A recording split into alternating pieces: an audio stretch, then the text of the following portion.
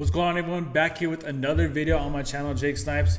Today is Wednesday. Game 1 is finally here of the NBA Finals, and I can't wait, man. I'm so excited. I hope we get a great game. It's going to be awesome. I got 4 picks that I really love for the game. But before that, I want to go straight into our recap from yesterday. We were 1 assist away from going 4-0. 1 assist away. Jackie Young and Chelsea Gray, those overs on the assist that we took, they both hit. Both guards got over on their assist, so that was good. But Layla Lakin, she got 5 assists. We took her under on 4.5, and she finished with exactly 5. So that was unfortunate. And the other pick that we had, Megan Gustafson, I think that's how you say it. I know that's probably not how you say it. But she got 13 points, and her line was, we took her over on her line at 9.5. So 1 assist away from going 4-0. So super unfortunate. But I think we're going to go 4-0 today. Like I said, I got 4 picks that I really like. I'm going to go ahead and get right into them. Mikal Bridges over 14.5 points. FanDuel has us at plus odds. The other sportsbooks don't, but those are great odds considering how great he's shooting. He's averaging 17.5, between 17 and 18 points a game, but he's shooting over 50% for the field, almost 60%, which is ridiculous. And even with the bad game 4 that he had against Cleveland, where he shot 4 for 16, even after that game, he's still shooting 58%. So he was easily shooting over 60% before this game. Game 3, he shot 73%. Game 2, he shot 75%. So he's been on a roll lately. Now the question is, I think it's been 9 days since they last played. You know, they swept Cleveland. Spurs and Thunder were just beating the crap out of each other while these guys are resting. Now that could either help them or that could hurt them. We'll see how they come out. It's that whole rest versus rust argument that's been around forever. So we'll see. I expect him to keep the ball rolling. And that's going to be our first pick. Yeah, Mikal Bridges. All we need for you is 15 points, man. Second pick, Dylan Harper, over 6.5 rebounds and assists. He's averaging between 8 and 9 a game, which is a decent cushion. If you see in Game 7 against OKC, he cleared this line with off rebounds alone. Now, he contributed 3 assists. On top of that, Game 6 rebounds. Game 6 and 5, both he got 6 rebounds in both games. So almost clearing that line off his rebounds alone again. Still contributing 4 assists, 3 assists top of here. Let's see, Game 3 right here, he didn't clear it. How many minutes did he play? He only played 17 minutes that game. That was the blowout game against OKC. Kind of an outlier game. I expect a big game from him today. Now, remember, Spurs only got 3 days rest, so we'll see how they come out.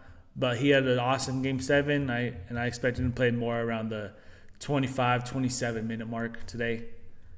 So that's going to be our second pick. This is going to be our only pick for the Spurs today. With our third pick, we're going to take Landry Shamet, over 1.5 3-point makes. Now, he's hit this in 4 out of 5 games where he's hitting 80%. And he's averaging 3 a game, and that's even with the 0 for Game 4 against, or for Game 2 against Cleveland. Let's see, but he's shooting 83% in the last 5 games. He's shooting ridiculous. Went 4 for 4 in Game 4, 4 out of 5 in Game 3. Like I said, no attempts in Game 2. I'm not sure how many. He played 14 minutes. Didn't get any shots up. Played 17 minutes, went 3 for 3. He's just shooting the ball excellent. And I know he's only playing 18 minutes here, but shooting 83%, you're just on a roll. Now, once again, we'll see if he can stay consistent with this long break that they've had. But with these odds, look at from all these sportsbook positive odds. Plus 115, sorry, my phone ringing. Plus 110, 109, 105 from all these. So those are great odds for a guy that's shooting 80% in the last 5 games. Ridiculous. We just need him to knock down 2. The opportunities are going to be there. So this is going to be my third pick. Before I share my pick with you guys, I want to remind everybody to sign up for better using my promo code SNIPES. Using my promo code will give you 2 no-sweat entries up to $200 in bonus cash. So up to $100 per entry will give you 2 free swings at it. Either you win or you get all your money back. You don't lose in this situation, Take advantage of the offer. There's a bunch of free picks in there. There's profit boosts. There's multipliers. A lot going on in the Better app. I'll have the link down below in the description. Sign up for Better using my promo code SNIPES, and good luck. With our very last pick, we're going to take Josh Hart over 1.5 3-point makes. Now, this only has a 60% hit rate in the last 5 games, 3 out of 5. He's making between 2 and 3 a game in the last 3 games. But he's shooting 41%, which is good. But getting over 6 attempts a game.